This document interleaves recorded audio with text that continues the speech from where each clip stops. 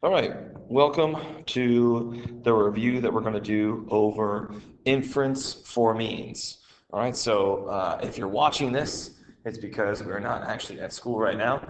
So hopefully this will give you some insight into how you should go about answering these questions. So let's start with number one. Now, number one, you have the sampling distribution model for X bar, and you guys know that we used Y bar, same idea. It's just a sampling distribution model of a sample mean, and the standard deviation for this sampling distribution, if you look at the center, right, the center is 150, and if I always go one standard deviation to the right is 150 to 165, so the standard deviation for this model is 15.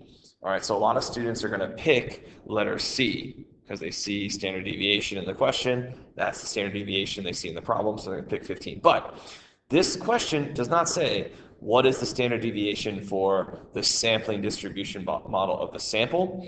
It says what is the standard deviation of the population. So the way that we actually find the sampling distribution model standard deviation is we have S equals sigma over the square root of the sample size. All right, so what we just found with that 15 is actually the letter S. All right, and we're solving for sigma, right? You see that in the problem there, sigma. So we're trying to find the population standard deviation, all right, over the square root of, and this sample size said 25. Okay, so then it becomes an algebra problem. We have 15 equals sigma over 5. If you move that 5 over with multiplication, you get sigma is 75. So the answer is actually E, not C. So the most common thing I see there is students just pick the standard deviation that's given to them in this curve. All right? Okay, number two. Number two is a study that's going to be conducted to examine if a new medicine is going to reduce blood pressure in adult men who have been diagnosed with high blood pressure. All right, and so when I was reading this question, we have a random sample of 40 men, all right, and they have high blood pressure. They're going to take the new medicine every day for a month, but before that, they're going to have their blood pressure measured. And then after they take that new medicine every day for 1 month, their blood pressure will be measured again. All right, so that's a before and after. And if you think about it, we have two groups of data then. We have a before, right, an average blood pressure before, and average blood pressure after. All right, so that's two groups, but there's a link, and that link is that they are the same man. So because they're the same man, this is going to be a paired t-test. All right, so that's why the answer is D. All right, and obviously you don't know what E is yet. We're going to talk about that in the next unit. That's called a chi-squared test. Okay, number three. Number three we actually did together a couple of weeks ago in one of your packets. So this is asking you to basically just pick the answer that lines up to a 95% confidence interval for a population mean. So the moment I read population mean, my first thought is this is a T interval. All right, and when it's a T interval, you'll notice that even though it says 95% confidence, I'm not using 1.96. So A and B are there to try to mess you up, because that's if we were using a Z interval or the normal model. But we're not using the normal model, we're using the T distribution model. All right, so now we're looking at C, D, and E, and they look a lot of it is the same, right? Our actual sample mean and the T star are the same. So then it comes down to the formula for standard error. So remember, the formula for the standard error of Y bar is S over the square root of N. All right, so the standard deviation from the sample is 1.5. All right, that's in the problem, 1.5. So it's not going to be C because it's not the square root of 1.5. It's 1.5. And then, so it's 1.5 over the square root of the sample size, which is 9, right? There are 9 plots that they looked at. Okay, and so they're trying to get you a D, but D says 9 in the bottom, not the square root of 9, and we know the square root of 9 is 3. All right, so it is E. Okay, let's move on to number 4. Okay, so in number 4, it says that we have a two-sided t-test. So the moment I see two-sided t-test, right? I know that my null hypothesis is going to be, I'm sorry, my alternative hypothesis is going to be not equals, right? So it'd be mu is not equal to 100. And we're shading with both tails, okay? Now it tells us that if we constructed a 90% confidence interval, right? If we constructed a 90% confidence interval, it contains 100. And I've been trying for weeks to try to get your brain to link this together. If you do an interval that contains the null hypothesis value, then when you look at the test, the results should say that you do not have enough evidence to reject that null hypothesis number, right? If it's in your interval, then we can't reject it. So the conclusion here is fail to reject the null hypothesis, right? That's the conclusion, right? So when I look at my answer choices, I can immediately cross out A, because they're saying it should be rejected, but we're not going to. And C, because it's saying the same thing at the end. All right, and E, I do have enough information to answer this. All right, because if we look at our p-value then, all right, we don't know what it is, but if I'm failing to reject the null hypothesis, right? If you think back to your relationship between p-value and alpha, to not have enough evidence, then your p-value is above alpha, right? That is saying we don't have enough evidence to reject the null hypothesis. So I'm looking for the answer choice, B or D, that has my p-value is above 0.1. So the answer that has that is D. The p-value is greater than 0.1. Okay, so again, this question, there's a lot going on, and it's going to be difficult, but I just want to make sure you understand this is the level you need to get to with your understanding of hypotheses, p-values, and that linkage of rejecting or not rejecting, and also throwing in that kind of curveball of what would the confidence interval contain, right? That's something that can get a little challenging, but we've been talking about it for a while. Okay, number 5. Number 5 gives us a test where we have the alternative is saying greater than 0. So when I do my curve, right, it's only a one-tailed test and it's an upper tail test. So I've got the t value, the test statistic was 1.935, and I'm shading to the right. And it wants to know which of the following is the p-value. So when I look at this, I'm trying to find that area to the right of 1.935. So the only way to answer this question, right, without just guessing, is to go to this distribution applet, all right, that you will have a link to for the test if you want to use it. All right, and I need to plug in my stuff. Well, from the problem, I have a t-test statistic of 1.935. So that's going to go for my test statistic. But then I have degrees of freedom. Since this is looking at one sample, the degrees of freedom is the sample size minus 1. So my degrees of freedom is going to be 6 because our sample size is 7. So I'm going to type that stuff in. So the degrees of freedom, I'm going to type in 6. The test statistic, that's the x here, is going to be 953. I could be wrong. Let me see. 935. So close. Let me change that. All right. And then we want to shade to the right. All right. So it actually is already on there of being greater than. And you'll notice it gives me the p-value, and it even gives me the shaded area here, that pink, is 0.0506. So the answer is 0.0506, letter D. So the p-value is 0.0506. Okay, so again, this question, if you don't know how to use that applet, right, that link that I sent you, then obviously you would be just guessing on this. All right, let's go to number 6. Number 6 is another question that we've done recently, that we did it this past week in class.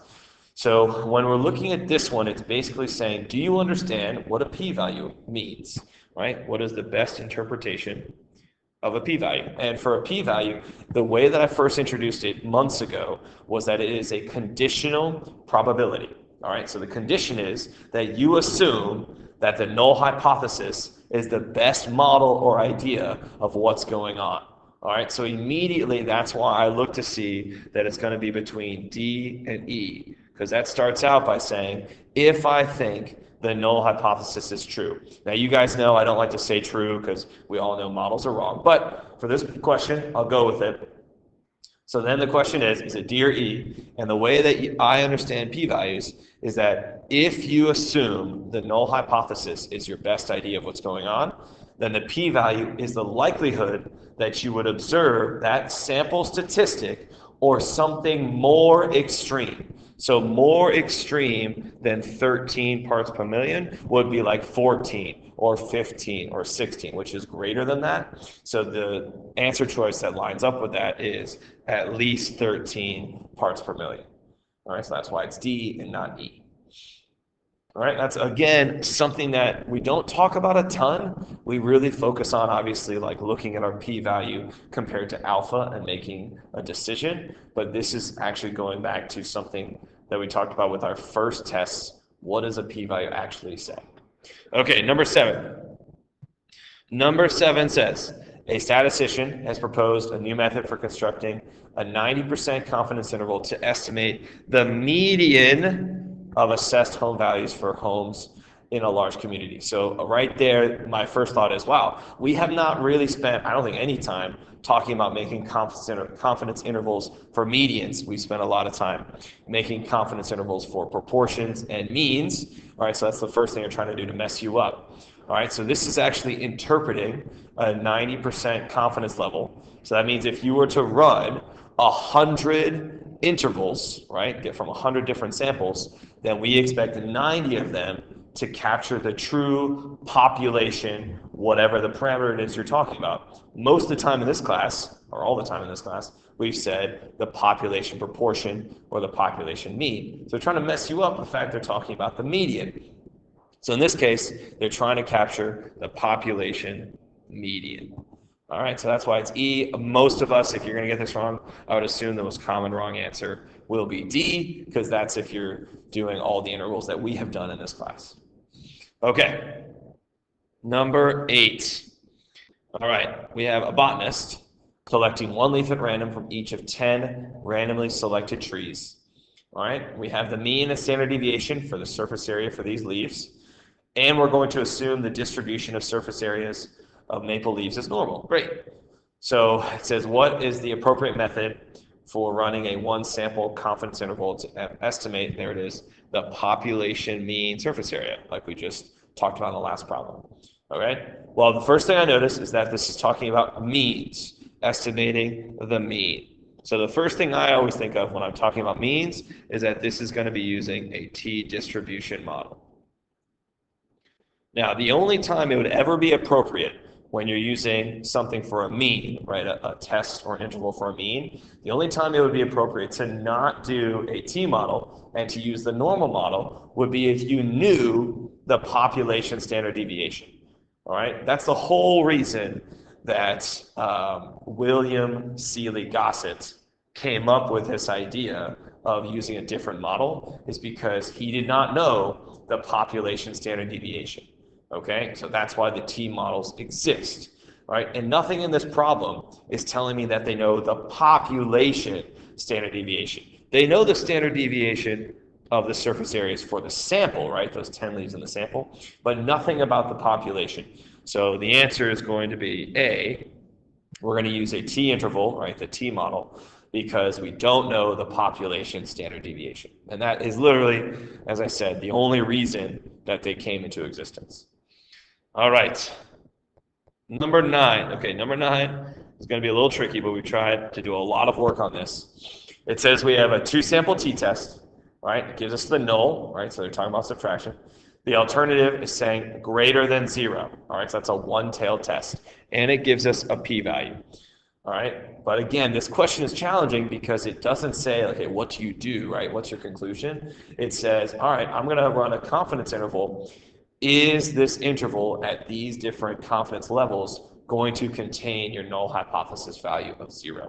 All right, so let's just start with 90%, okay? Because it doesn't actually tell me what alpha is. If I run a 90% confidence interval, okay, then in each tail, we have to split 10%. So there's 5% in each tail. Because this says greater than 0 in the alternative hypothesis, This is a one-tailed test. So in the upper tail, there is 5% or 0.05. So if you're going to do a test and use this level of confidence for an interval, then the alpha level for this first one would be 0.05. All right, I'm going to do that for all three, okay? So the alpha level that would link, the appropriate alpha level, that would link to a 90% confidence interval for this test is 0.05 for that first one. Let's do the same thing for 95%. Okay, so here's 95%. So again, I've got to split 5% in half. So that means in my upper tail is 0.025. So the alpha that I would use for that is 0.025. All right, and for the last one, 99%, I have to split 1%. So that's going to be half a percent. So 0.005 is half a percent. So that's my alpha for the last one. Okay, so now if you look at the p-value of 0.03, right, that p-value is 0.03 compared to all of these alphas, the only one that it is below, right, the only alpha that 0.03 is below is the first one, all right, that 0.05 alpha. So since our p-value is below that, we would reject 0. We would reject the null hypothesis. So that means that the confidence interval would not contain 0. All right, so a 90% confidence interval for the difference of means will contain 0 is false.